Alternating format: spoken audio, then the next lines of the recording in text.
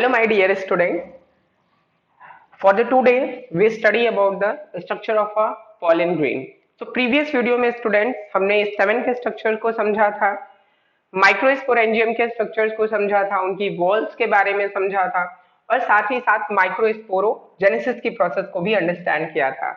In this video we study about the structure of a pollen grain. That means sexual reproduction in flowering plants के third and important topics को हम इस video में understand करने वाले हैं, जिसका नेम है पॉलन ग्रेन का structure. Okay, so structures of a pollen grain की बात करें तो प्रीवियस वीडियो को थोड़ा सा रिकॉल करेंगे हम, और अगर रिकॉल करें तो microsporogenesis, that means formation of a microspores की प्रोसेस में मैंने आपको बताया था कि मियोसिस, सेकेंड, फर्स्ट दोनों प्रोसेसेस के बाद हमें 4 पॉलन ग्रेन्स के स्ट्रक्चर्स देखने को मिले थे या फॉर्म हुए थे.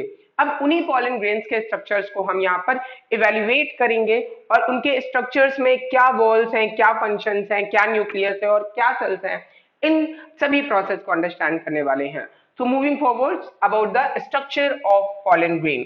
सो स्टूडेंट, एमएमसी सेल्स जो थी हमारे पास, माइक्रोस्पोर मदर सेल्स या फिर जिन्हें हम पॉलन मदर सेल्स भी बोल रहे थे, पीएमसी भी बोल रहे थे. फर्दर इनमें डिवीजन के बाद मैंने आपको बताया कि पॉलन टेट्राड का फॉर्मेशन होता है, ठीक है. एंड देन जब ये सेल्स हमारी मेच्योर हो जाती थी, तो मैंने आपको बताया कि सेपरेटली यहाँ पर 4 पॉलन ग्रेन्स का फॉर्मेशन होता है. 4 पॉलन ग्रेन्स यहाँ पर, या फिर इन्हें हम माइक्रोस्पोर्स भी बोलते हैं, जो कि हमारी मेल गैमेट भी हैं. मेल गैमेटोफाइट्स का यहाँ पर फॉर्मेशन होता है एंड देन हम इसमें मेल गैमेट्स का फॉर्मेशन भी समझेंगे, ठीक है. तो यहां तक हमने सेल्स की प्रोसेस को समझा था. आज हमें यही पॉलन ग्रेन, जो एक सिंगल पॉलन ग्रेन है, इसके स्ट्रक्चर्स को अंडरस्टैंड करेंगे. तो प्रीवियस वीडियो में हमने इतने टॉपिक को समझा था, जो कि हमने यहाँ पर रिकॉल भी कर लिया एक बार, ताकि हमें ये प्रॉब्लम ना हो कि आखिर ये पॉलन ग्रेन्स कहाँ से आ गए. तो इनको रिकॉल करने के बाद ही हम अपने स्ट्रक्चर्स को समझते हैं, मींस हम पॉलन ग्रेन के स्ट्रक्चर्स को समझते हैं. तो पॉलन ग्रेन की अगर बात करें तो पॉलन ग्रेन क्या है? मेल गैमेटोफाइट होता है, एक मेल रिप्रोडक्टिव पार्ट्स का, ठीक है. एक फ्लावर में मेल रिप्रोडक्टिव पार्ट्स का ये इंपॉर्टेंट पार्ट है, जो कि पॉलिनेशन की प्रोसेस में भी बहुत ज्यादा यूजफुल है, या इन्हीं की वजह से पॉलिनेशन की प्रोसेस होती ही है. पॉलन ग्रेन की अगर हम बात करते हैं तो ये स्फेरिकल शेप्स के होते हैं. मैं यहाँ पर डायग्राम आपको ड्रॉ करके दिखा देता हूं. तो पॉलन ग्रेन का जो स्ट्रक्चर है वो स्फेरिकल शेप का होता है. सिंगल न्यूक्लियस स्टार्टिंग में प्रेजेंट है, साइटोप्लाज्म प्रेजेंट होगा यहाँ पर, और उसके बाद ये जो वॉल जो आप देख रहे हैं साइटोप्लाज्म के पास जो प्रेजेंट है, इसे हम क्या बोल रहे हैं? Plasma membrane. ओके, मैं शॉर्ट में लिख रहा हूं बट टोटल इनके बारे में बोल रहा हूं, प्लाज्मा मेम्ब्रेन. देन उसके बाद हमारी यहाँ पर इनर वॉल प्रेजेंट होगी, जिसे हम बोलते हैं इंटाइन. ओके, तो इनर वॉल है, इसका नेम होता है इंटाइन. और इंटाइन वॉल फॉर्म किन से होती है? कौन से ऐसे सब्सटेंस हैं जो इंटाइन वॉल को फॉर्म करते हैं? सो सेल्यूलोज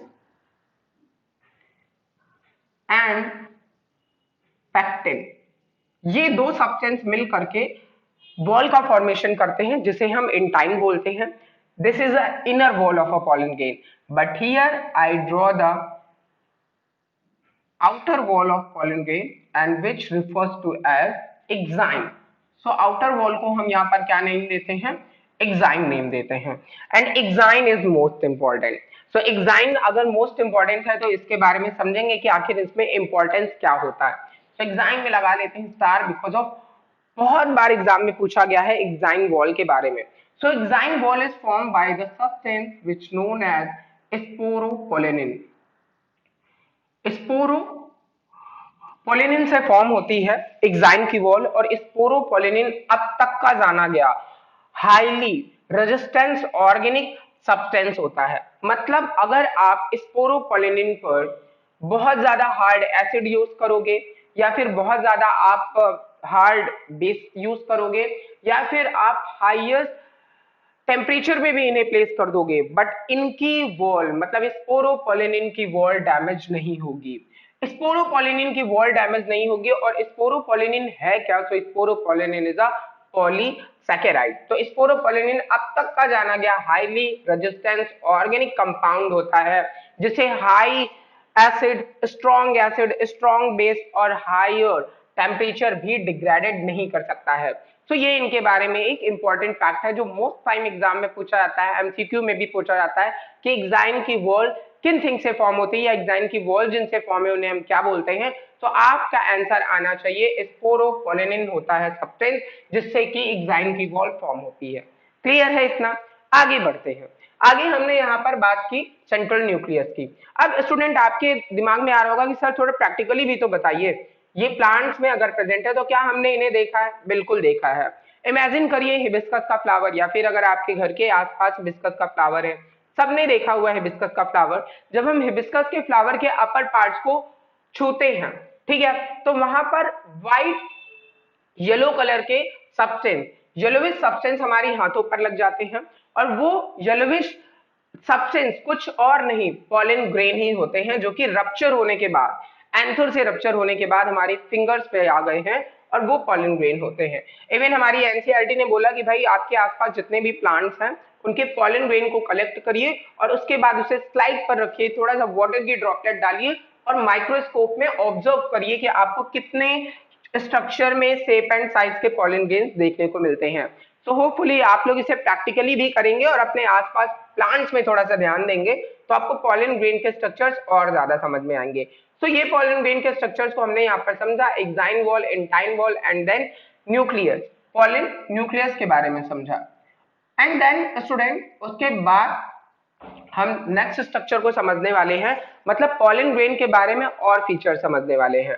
तो पॉलन ग्रेन की बात अगर हम यहाँ पे करें तो स्फेरिकल स्ट्रक्चर तो था, बट जब ये सिंगल, मतलब जब ये मैच्योर नहीं है उस टाइम ये स्ट्रक्चर है।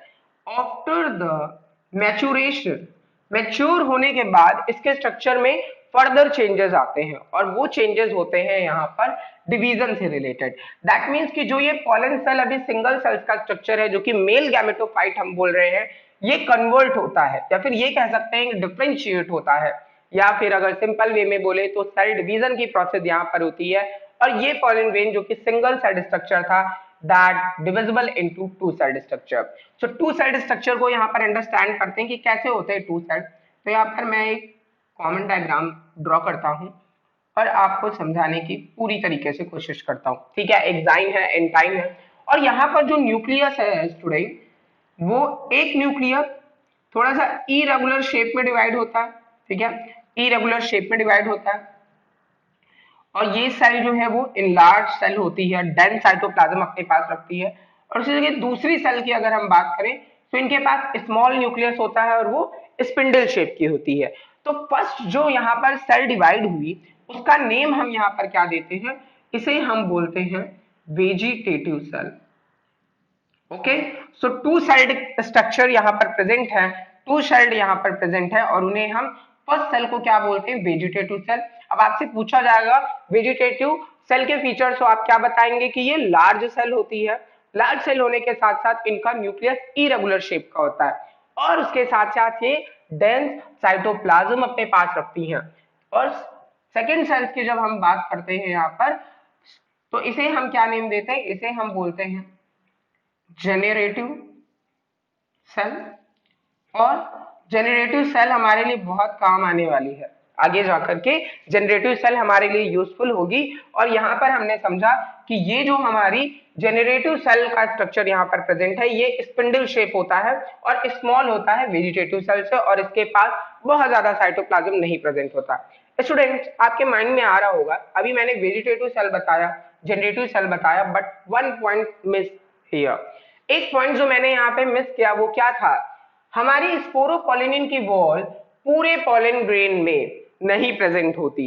एक ऐसा स्ट्रक्चर होता है जहां पर पॉलन ग्रेन में वॉल नहीं प्रेजेंट है, मतलब स्पोरोपोलिनिन सब्सटेंस नहीं प्रेजेंट होता है, और इसे हम क्या बोलते हैं, इसे हम बोलते हैं जर्म पोर, ठीक है।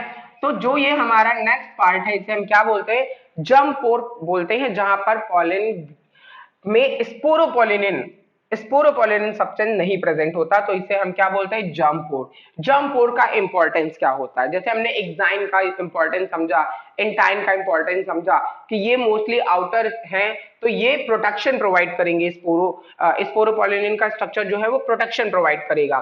देन उसके बाद जर्म पोर का फंक्शन क्या होगा, जर्म पोर के फंक्शन से ही जर्म ट्यूब या पॉलिन ट्यूब का फॉर्मेशन होता है, जो कि पॉलिनेशन की प्रोसेस में हेल्प करता है। तो जब ये पॉलन ग्रेन हमारा पहुंचेगा स्टिग्मा पर, स्टिग्मा के स्ट्रक्चर पे पहुंचने के बाद जो पॉलन ट्यूब जनरेट होगी या पॉलन ट्यूब फॉर्म होगी, वो पॉलन ट्यूब कहां से फॉर्म होगी, जर्म पोर के स्ट्रक्चर से फॉर्म होगी। तो पूरे पॉलन ग्रेन में हर जगह पॉलन स्पोरोपोलिन प्रेजेंट है, बट एक ऐसा पॉइंट होगा जहां पर जर्म पोर प्रेजेंट होगा, जहां पर स्पोरोपोलिन वॉल नहीं प्रेजेंट होगी। वैसे मोस्टली हम प्लांट के केसेस में स्पीसीज भी बताते हैं कि डाइकॉट के हमारे जितने भी मोस्टली प्लांट्स होते हैं, है ना, उनमें एक ही जर्म पोर प्रेजेंट होगा, बट मोनोकॉट में मोस्टली 3 नंबर्स में। इवन रेननकुलस जो प्लांट होता है हमारा रेननकुलेसी फैमिली का, उसमें more than 2 to 3 germ pore present होते हैं। तो ये एक तरीके का अपने आप में एक्सेप्शन भी हम कह सकते हैं, या फिर ऐसा एग्जांपल बोल सकते हैं जो कि हमें पता होना चाहिए। ओके, सो रेननकुलस जो हमारा प्लांट है उसमें ज्यादा जर्म पोर प्रेजेंट होते हैं एक नॉर्मल प्लांट्स के तुलना में। ठीक है, नेक्स्ट हम यहाँ पे समझते हैं। तो हमने इतने चीजों को समझा, हमने यहाँ पे वेजिटेटिव सेल को समझा, जनरेटिव सेल को समझा। फर्दर हम थोड़ा सा आगे बढ़ेंगे और कुछ और चीजों को समझते हैं। कुछ और चीजें क्या है स्टूडेंट, तो जो हमारे एंजियोस्पर्मिक प्लांट्स होते हैं, जो भी हमारे एंजियोस्पर्मिक प्लांट्स होते हैं, एंजियोस्पर्मिक प्लांट्स में हम 2 टाइप को डिविजिबल कर रहे हैं ना, 2 टाइप्स बता रहे हैं। एक को बोलते हैं 60%, क्या बोलते हैं अभी समझते हैं हम लोग, एंड देन नेक्स्ट वन को क्या बोलते हैं, 40% बोलते हैं।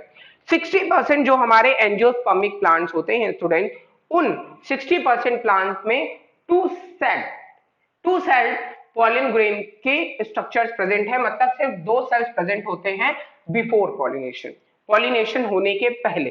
ठीक है, और जो हमारे 40% प्लांट्स होते हैं एंजियोस्पर्मिक, उनमें उनमें जो भी हमारे पॉलिन ग्रेन है वो 3 सेल्ड स्टेजेस में चेंज हो जाते हैं, मतलब पॉलिनेशन के पहले ही वो 3 सेल्ड फॉर्म कर देते हैं। और जो हमारे 60% है वो 3 सेल्ड स्टेज फॉर्म करते हैं आफ्टर पॉलिनेशन। ठीक है, अब ये 3 सेल्ड स्टेज क्या है, तो बस कुछ नहीं है, इसी को थोड़ा सा आगे हम यहाँ पर इंक्रीज करेंगे। और जो ये हमारा न्यूक्लियस या जो हमारे ये सेल्स प्रेजेंट है, जिन्हें हम वेजिटेटिव सेल्स और जनरेटिव सेल्स नेम दे रहे थे, तो ये इरेगुलर शेप की हमारी सेल हो गई और न्यूक्लियस हो गया जिसमें डेंस साइटोप्लाज्म था, और सेकेंड वन जो मैंने आपको बताया जनरेटिव सेल प्रेजेंट था जिसका स्पिंडल शेप था सेल का। तो ये जो जनरेटिव सेल है फर्दर ये 2 मेल न्यूक्लियस में डिविजिबल हो जाती है, मतलब एक न्यूक्लियस ये और दूसरा न्यूक्लियस ये, जिसे हम मेल गैमेट बोलते हैं। Pollen grain is male gametophyte, clear है। और ये जो मैंने 2 न्यूक्लियस फॉर्म किए ये मेल गैमेट है। सो इसको हम 3 सेल्ड स्टेज बोलते हैं और इसको हम 2 सेल्ड स्टेज बोलते हैं। सो होपफुली आप यहाँ पर 60% और 40% को अंडरस्टैंड कर पाएंगे कि मैं क्या बताना चाहता था एंजियोस्पर्मिक प्लांट में। सो स्टूडेंट हमारा जो मेन गोल था वो मेल गैमेट फॉर्म करने का था, और यहाँ पर हमने 2 मेल गैमेट्स फॉर्म कर लिए। इनका क्या यूज होगा वो जब हम डबल फर्टिलाइजेशन की प्रोसेस को समझेंगे तो वहां पर मैं आपको इसके बारे में बताऊंगा कि यहाँ पर हमने 2 मेल न्यूक्लियस या मेल गैमेट्स का फॉर्मेशन क्यों किया। सो स्टूडेंट होपफुली आप यहाँ पर पॉलिन ग्रेन के स्ट्रक्चर को समझ पाए होंगे और आपको मोस्ट ऑफ द थिंग चाहे वो वॉल से रिलेटेड हो या सेल से रिलेटेड हो क्लियर हुई होंगी। सो moving forward about the next topic. So okay student, next topic को यहाँ पर हम अंडरस्टैंड करते हैं स्ट्रक्चर ऑफ पॉलिन ग्रेन के बाद। पॉलिन हमारे लिए और कैसे इंपॉर्टेंट है, या अगर नहीं भी इंपॉर्टेंस है तो कैसे नहीं इंपॉर्टेंस है। सो स्टूडेंट फर्स्ट थिंग होती है हमें पॉलिन एलर्जी के बारे में जानना चाहिए, जो कि अनदर इंपॉर्टेंट टॉपिक है हमारे लिए। सो पॉलिन एलर्जी क्या है समझते हैं इसे। एलर्जी का मीनिंग क्या होता है, सबसे पहले तो हमें एलर्जी का ही मीनिंग पता होना चाहिए। सो एलर्जी को हम क्या बोलते हैं, एग्जागरेटेड इम्यून रिस्पॉन्स। हमारा इम्यून सिस्टम जो है एग्जागरेटेड रिस्पॉन्स शो कर रहा है। सो पॉलिन एलर्जी के केस में अगर मैं बताऊं तो कुछ ऐसे लोग होते हैं या कुछ ऐसे पेशेंट्स होते हैं जिन्हें पॉलिन से एलर्जी होती है। पॉलिन से एलर्जी का सिंपल सा मीनिंग है कि अगर आप कहीं घूमने गए हैं और वहां पर प्लांट्स बहुत ज्यादा है, मोस्टली फ्लावरिंग प्लांट बहुत ज्यादा है। तो आपको पता है विंड पॉलिनेशन की प्रोसेस होती है जहां पर पॉलन ग्रेन उड़ करके, है ना, फ्लाई करके कहाँ जाते हैं, स्टिग्मा पर जाते हैं, स्टिग्मा पर इंट्रोड्यूस होते हैं। तो ऐसे में हम क्या कर रहे हैं कि उड़ के जा रहे हैं और हम उनके कांटेक्ट में आ रहे हैं, और जब हम उनके कांटेक्ट में आते हैं और हमें एलर्जी है, देन स्टार्ट हो जाती है स्नीजिंग हमें। सो ये क्या है, पॉलन एलर्जी कहलाती है। मोस्टली बहुत से ऐसे प्लांट्स होते हैं जिनकी वजह से पॉलन एलर्जी कॉज होती है। For example parthenium is a famous example for the pollen allergy. इनकी वजह से जो अस्थमा के पेशेंट्स हैं या जिनको ब्रोंकाइटिस होती है उनमें टोटल एलर्जी यहाँ पर फॉर्म होगी, और इसे हम क्या बोलते हैं, पॉलन एलर्जी। ओके, तो गार्डन में जाने से पहले हमें ये श्योर होना चाहिए कि हम में कहीं पॉलन एलर्जी तो नहीं प्रेजेंट है। ओके, नेक्स्ट टॉपिक यहाँ पर हम एलर्जी के बाद जो दूसरा यहाँ पर डिस्कस करने वाले हैं वो क्या है, वायबिलिटी। वायबिलिटी क्या है? वायबिलिटी का मीनिंग अगर मैं सिंपल टर्म में आपको समझाऊं तो life spawn of a pollen grain. Pollen grain का लाइफ स्पॉन क्या है? लाइफ स्पॉन के बारे में अगर और डीपली हम पढ़ें तो पॉलन ग्रेन एंथर से रिमूव होने के बाद, दैट मीन्स जो हमारा एंथर था वो रप्चर हो रहा है, तभी हमारा पॉलन ग्रेन निकल रहा। ठीक है, अब पॉलन ग्रेन के निकलने के बाद और स्टिग्मा से पे रीच होने के पहले उसका क्या लाइफ टाइम है, कितने मिनट तक अगर वो रीच हो जाएगा कि वो पॉलिनेशन की प्रोसेस कॉज कर लेगा, या फिर पॉलिनेशन का प्रोसेस के बाद फर्टिलाइजेशन की प्रोसेस के लिए एबल होगा। तो वही एबिलिटी, उसी एबिलिटी के बारे में हम यहाँ पर अगर समझें तो कुछ ऐसे प्लांट्स होते हैं जिनकी वायबिलिटी या जिनकी एबिलिटी या जिनका लाइफ स्पॉन ओनली 30 मिनट्स होता है, ओनली 30 मिनट। और 30 मिनट्स की बात करें तो इनके दो फेमस एग्जांपल होते हैं हमारे, व्हीट और राई। व्हीट आप लोग जानते हैं, गेहूं, एंड देन हमारा राइस है, पैडी, चावल जो हम बोलते हैं।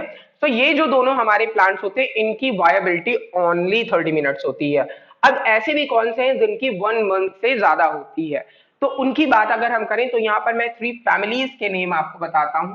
फर्स्ट फैमिली है रोजेसी, जिसे हम रोज फैमिली बोलते हैं। सेकेंड फैमिली हमारी होती है फैबेसी। फैबेसी को हम क्या बोलते हैं, पोल्स फैमिली बोलते हैं ना। इसमें पी प्लांट्स होते हैं, हमारे जितनी भी दालें आती हैं वो सब आते हैं, Rosaceae, Fabaceae, and then last one होती है सोलेनेसी। तो सोलेनेसी, ये जितने भी हैं इन सब में हम बताते हैं 1 मंथ से ज्यादा। ठीक है, इतनी होती है वायबिलिटी। मतलब अगर हम रोजेसी की बात करें तो रोजा इंडिका, रोज प्लांट हमारा होता है। फैबेसी की बात करें तो आप सबको पता है हमारा जितने भी पी प्लांट्स हैं, ठीक है, जितनी भी दालें होती हैं हमारी वो सब क्या होती है, फैबेसी का एग्जांपल होता है। और सोलेनेसी का एग्जांपल अगर मैं बताऊं, पोटैटो फैमिली, आलू वाली जो हमारी फैमिली है, आलू, बैंगन, ये सब किस में आते हैं, सोलेनेसी में आते हैं। तो इनकी वायबिलिटी सबसे ज्यादा है। उसके साथ साथ न्यूट्रिशनफुल होते हैं। अगर मैं नेक्स्ट फैक्ट आपको बताऊं, न्यूट्रिएंट्स, बहुत ही ज्यादा न्यूट्रिएंट्स प्रेजेंट होता है। इवन जो भी हमारी वेस्टर्न कंट्री है ना, वेस्टर्न कंट्री, इनमें पॉलन को एज अ न्यूट्रिएंट्स यूज किया जाता है। इनकी टैबलेट, सिरप, क्रीम, ये सब भी बनाई जाती है पॉलन से। टैबलेट्स भी भेजी जाती है जिनका नेम बी पॉलन है, और हमारी एनसीईआरटी बुक में बहुत अच्छे से बी पॉलन की टैबलेट्स को रिप्रेजेंट किया गया है। तो वो भी एक तरीके से आपको पता होना चाहिए कि ये बहुत ज्यादा न्यूट्रिशनफुल भी होते हैं। जो एथलीट्स होते हैं या फिर जो भी हमारे रेस हॉर्स होते हैं उनका स्टेमिना इंक्रीज करने के लिए हम इन चीजों का यूज करते हैं। दैट मीन्स पॉलन प्रोडक्ट्स का यूज करते हैं for the nutrition, for the increasing of stamina. तो ये कुछ इंपॉर्टेंट फैक्ट्स है जो कि हमें पॉलन ग्रेन के बारे में और जानना चाहिए। एक और फैक्ट यहाँ पर शेयर करना चाहूंगा आपसे, पॉलन, हम पॉलन को प्रिजर्व करके भी रह सकते हैं। देखिए फॉसिल के फॉर्म में प्रिजर्व करके रख सकते हैं बिकॉज ऑफ स्पोरोपोलिन प्रेजेंट है, तो एक फैक्ट वहां से भी आता है। और उसके साथ ही साथ हम पॉलन से एक प्लांट भी फॉर्म कर सकते हैं, दैट मीन्स एक मेल प्लांट फॉर्म कर सकते हैं, और उसे हम क्या बोलते हैं, पॉलन कल्चर बोलते हैं। जहां पर जैसे आपको मोस्टली पता होगा या फिर आपको किसी दिन बताऊंगा किसके बारे में, टिश्यू कल्चर के बारे में। टिश्यू से हम पूरा पूरा क्या फॉर्म कर लेते हैं, एक प्लांट फॉर्म कर लेते हैं। सेम वैसे यहाँ पर हम पॉलन से भी पूरा एक प्लांट फॉर्म कर सकते हैं।